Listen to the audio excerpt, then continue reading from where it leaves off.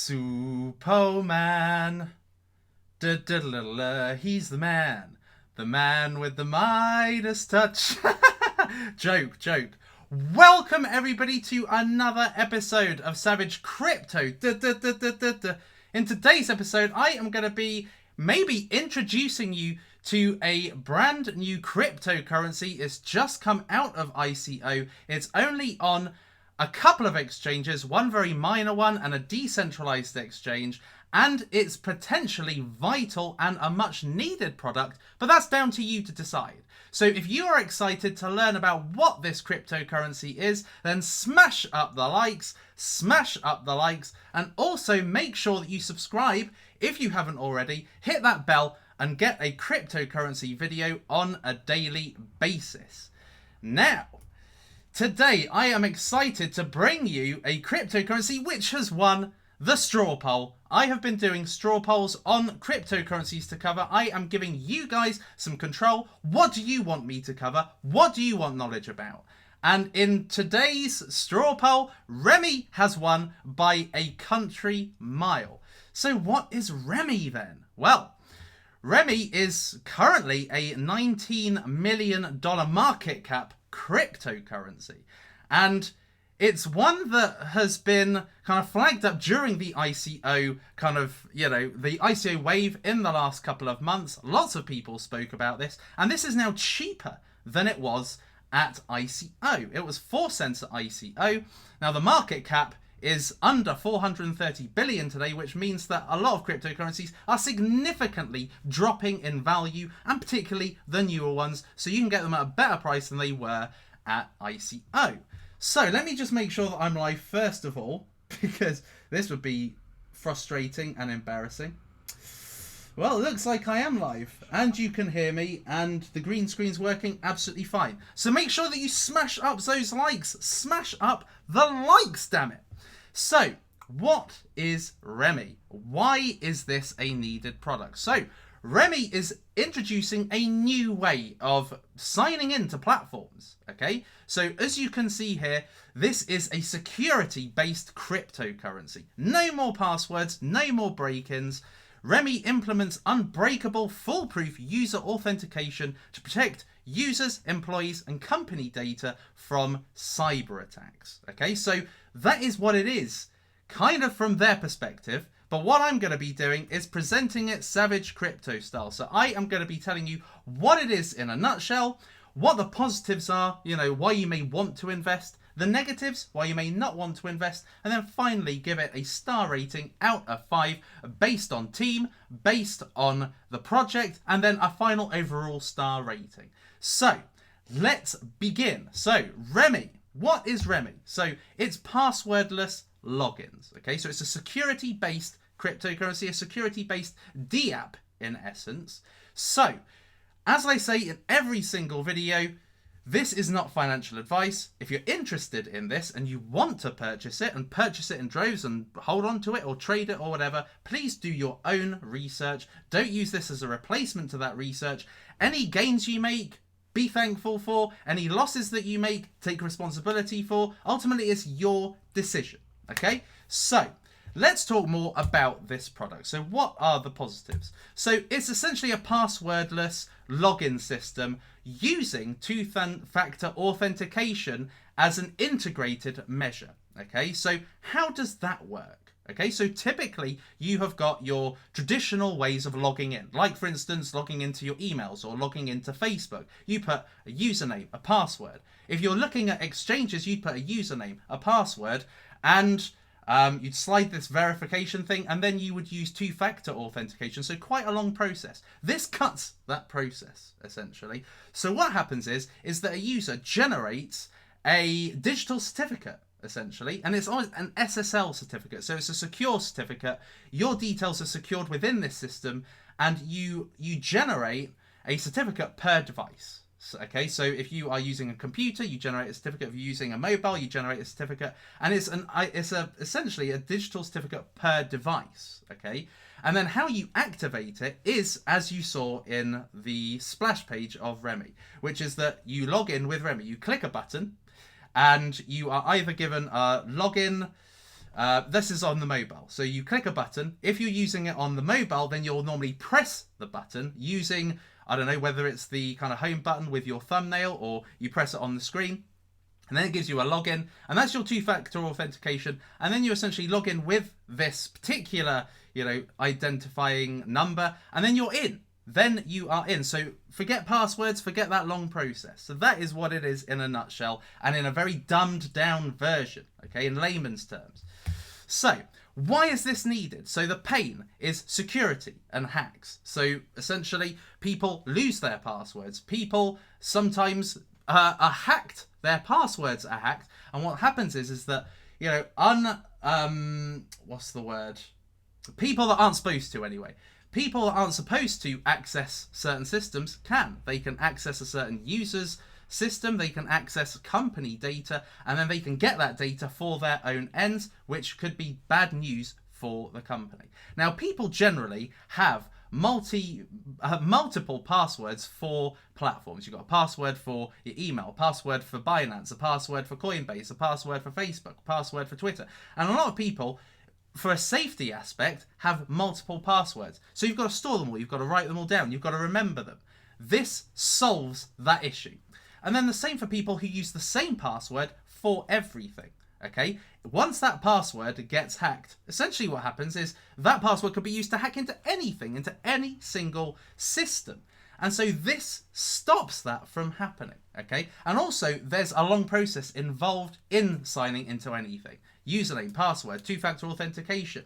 And then you've got to enter in a blooming number, and then you are in, okay? It's a long process. So the solution is that they remove the password altogether. They remove that long drawn out process. You may not think it's that long, you may be used to it, but it removes that process either way. Now, it's a business to business solution. At the moment, it's targeted at businesses. It's not targeted necessarily at the end user. It's not necessarily targeted at mass market companies like, for instance, the Hotmails, the Facebooks, the Amazons, the eBays, wherever you use your password probably more often. This is more to businesses, okay, so enterprises, okay, so people that are trying to protect their company data, and they've got multiple users that have to log into a particular company's database or company system. This is to stop companies from getting hacked by mislaid passwords. The other great thing is that this is a low cost solution for business. So it's $1 per digital certificate, right? Whereas other competitors, they charge anywhere from $75 per certificate to $250. So it's a very low cost solution. So the target markets for Remi are cryptocurrency exchanges, the centralized exchanges. Now, this is a big pain point. This is where people can get hacked. Infrastructures. So we're talking about proper infrastructures. We're talking about electricity infrastructures. We're talking about energy infrastructures. We're talking about people being able to hack into big infrastructures and change a network, hack into a hospital's infrastructure kind of database and hack the network. This is to protect that and protect its users. The Internet of Things, so automotive, let's say cars, self-driving cars. So self-driving cars, if somebody else can hack into a self-driving car, they can make you crash, they can take control of it. Then you're stuffed, okay? So this stops that from happening. And then Meditech, Medicare, medical health, that kind of thing. So all the medical systems and everything. So this is to protect all sorts of infrastructures and industries at the moment. So there are two target markets. This is the size of the opportunity. So there's two markets. Okay, there's the identification and access management market. This is currently worth 6.5 billion. And then there's the public key infrastructure market, which is currently worth 2 billion. So in total, that's 8.5 billion, the size of the industry. So a massive industry, multi-billion-dollar industry. And Remi is unique in the cryptocurrency space. There are competitors, but not in the cryptocurrency space. And there is masternodes as well. So not only is it unique, not only do they have first mover advantage, but as a holder of tokens, if you buy 250,000 tokens, you can be a masternode holder and essentially get rewards for it. What else? So they are currently partnered with Hacken which I presented on the other day. It's a cybersecurity cryptocurrency, white hat hackers that essentially find bugs and quash bugs and secure systems. Okay, so they have got them as cybersecurity partners. They've also got Gladius, which is a blockchain-based company, and they've got Flux, which is another blockchain-based company using this system at the moment. So they have already established partners within the 2 years that they've been up and running. And currently it's a $19 million market cap, a very low cap, small cap cryptocurrency. There's 590 million coins in circulation at 3 cents a coin. And the competitors, the closest competitors are QuantStamp and Civic. Civic is personal identification. You use your thumbnail, you log into a device, or you can essentially like verify who you are with a thumbnail. Okay, and thumbprint. And then you've got QuantStamp, which is, again, a security-based cryptocurrency. So to equal those high market caps, Remi could go to times 25 to equal Civic and times 28 to equal QuantStamp. So there is potential for gains looking at like-for-like competitors. In their team, they've got 12 core staff, made up of marketing, sales, management team, and developers and cybersecurity experts. They've got 8 advisors. One of those advisors is a cybersecurity kind of expert, well-established expert, worked for Facebook and Microsoft in this kind of cybersecurity field, and the team themselves won a hackathon, a Microsoft hackathon, conducted in Ukraine. So obviously, the development part of this team, they're very smart and they've obviously got the experience to beat other people in this game. So, why is the blockchain necessary? Well, for decentralization. The decentralization is what guarantees the security. If it is held in a central source, then it can be hacked and basically all the passwords can be stolen. Right? So it's a bit like with Snapchat a few years ago. They got hacked. 1.2 billion people's user passwords were found and taken by a hacker. Okay, massive security breach because it's held in a central location. The decentralized nature of it means that the password is not, or passwords or usernames or digital certificates are not stored centrally. So they are distributed around so they can't be hacked. Obviously, the blockchain is used for digital certification storage. So it sits there on the blockchain. When you log in, it activates that certificate on the blockchain and lets you in. And then the tokens are there as a means of generating the certificates. So you need the tokens to generate certificates. You need the tokens to revoke certificates. So let's say that you change your mobile or you change your device and you log in with a new one. If, say, you bought a new one, then you would revoke the old one because that is specific to the actual device. So if somebody else has it, they can get into the password. So you revoke it using the tokens. So it's a utility token that actually has allows you to operate as a node and a master node. Okay, so that is why the blockchain is necessary, mainly for security. And then the roadmap. They are only on 2 very minor exchanges at the moment. One of them is IDEX, which is where you could get credits. It's not the easiest. So they are still working on major listings. These are coming soon. The beta is out in Q3. They've already got an MVP. They've already got an alpha. So they've got the beta coming in Q3. The final product coming in Q4. They've got DApps being launched on the platform in 2019. And then they've got offices they're going to be opening up around the world to establish more partnerships worldwide. So they're going to be opening offices in England, in London, in Japan, Tokyo, in Singapore, and in New York. All right, so these are the positives of Remi. What are the negatives? So the negatives is adoption, in my opinion. Okay, it's a business-to-business enterprise solution. Okay, so they are selling it to enterprise to help big businesses protect their data, protect their employees. But what about the mass market? What about these big platforms that people use on a day-to-day basis where you actually would use this? Okay, so using it for Facebook, using it for Twitter, or social media in general, using it for exchanges or wallets, This is the kind of thing that I would be looking for from a solution like this to tackle. Now, I think they're going to be going for the mass market later, once they have got some use cases, once they have shown that the concept works and they've got good partners, then they're going to go after the big companies so that you can use this for emails and use this for social media and other platforms that you use on a regular basis. But adoption in the early stages, I think, is going to be rather slow as they look to get big business on board. Lack of superstars in the core team. They've got mainly kind of 2 stars, I would say. So they've got the CEO who has run businesses before, but he's not got years and years of experience doing this. And then they have also got a cybersecurity expert within the core team that has worked for many universities, very, very clever guy, has worked in this for a couple of decades. So he has got a lot of experience in cybersecurity, which is really, really important. But with a team of that size, they've only really got a couple of stars, not really superstars in my opinion. There's nobody that's come from a real big security firm or an antivirus firm or something like that. That's what I'd be looking for. So the lack of superstars is kind of what turns me off in a way, because I kind of look for a few superstars at the very least. Then lack of big name partnerships. So they've got Hacken, they've got Gladius. But who are the big names? Okay, so they haven't got any big names in the centralized exchange world. They haven't got like the likes of Binance or Qcoin or Poloniex or Bittrex. Haven't got any of those yet. And they haven't got any mass market companies, any big brand names yet. Okay, having said that, right, if they had got that, then I imagine that the cost per token would be extraordinarily higher than 3 cents. Because if they've already established partnerships with some massive brands like the IBMs, the Microsofts, the Apples, if they had already got some really big brands under their belt, then this wouldn't be kind of 3 cents, 4 cents. Okay, so I'm thinking this is a good thing because this gives the ability for them to deliver value to investors.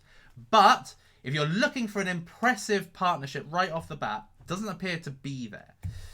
1 billion total supply. 1 billion total supply normally means that the cryptocurrency, I've already explained this to death, but normally means that the cryptocurrency goes up quite slowly. Look at Civic. Took forever to get from 40 cents up to 50 cents, and then eventually during the bull run went to $1, and that's gone back down to 30 cents. So it takes quite a while for these massive supply coins to really get moving. So from a volatility perspective, it's quite slow. And then it's a tech-focused product. Okay, if you look through the white paper, it's quite technical, quite detailed. I have tried to bring you the most layman's terms version of this product. But in terms of the security, if you look into it, it's very, very technical. Being tech-focused, it may actually turn investors off because people look at white papers and think, right, do I get this, do I not? And people who don't get it and don't understand exactly what the hell that white paper's going on about may not have gotten in. Hence why this has probably not grown and in fact reduced in value since coming out ICO. So now that I've brought it to you, you may actually find it more of an investable cryptocurrency, who knows? But these are the negatives, and this is purely personal opinion. Okay, so this is just what I have observed as an investor myself, what I would class as the negatives.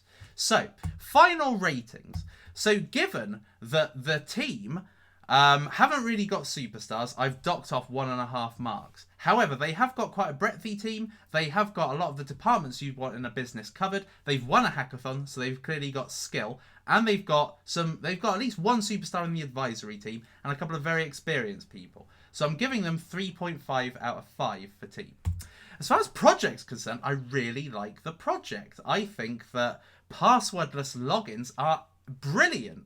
I don't store any passwords anywhere, okay? I have got them all in my head. And to be honest with you, I'd prefer not to have them. So I would really like a system like this, particularly when you can just tap with your thumbprint and get into a bloody, Facebook account or Binance account or something without needing to go through this long drawn out process of getting the username, password, and then the 2-factor authentication. This just makes it a lot simpler. I love the project. I love the security aspect of the project. However, the mass market appeal isn't necessarily there yet. So I'm giving this 4 out of 5. Therefore, overall, 3.75 out of 5, which is actually a very good rating. Okay, so I like it. I think it's got legs. It's very, very early stage. They've not achieved a lot in that. Well, they've achieved a lot, but they're not achieved what will give them a lot of value down the line. So there's a lot of potential for gains. So I would say that this is more of a long-term cryptocurrency. If you really want to ride the whole release of their full product, the dApps that get launched, the offices they're going to open, the improvements to the security, the more partnerships they're going to get, then I would stay in this for the long term. That's my personal recommendation.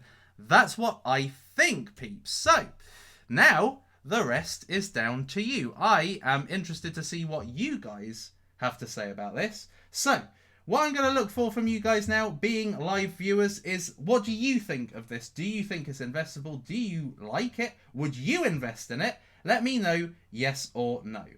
And by the way, I've not been paid for this, in case anybody says, oh, Superman, you're paid to show. Because the fact of the matter is they won the coin of the month, coin of the week. This could easily have been You Trust or La La World. So there we are, Marble Arch. It's crap. Not for me. Yes, there's quite a few yeses. I would say that there's 50-50. Actually, probably more 55 no. There's quite a few people saying crap. Literally crap. You know, they just don't like it. And I think this goes back to the technical aspect of the product. Because, you know, people either like something or they just don't like it. Okay, it's completely up to them. But I do think that this is very undervalued, given it's 19. Right, that's it. Now it's time for the epic sign-off, peeps. Thank you for coming to today's episode, and I'll see you next time. It is lights out, all out.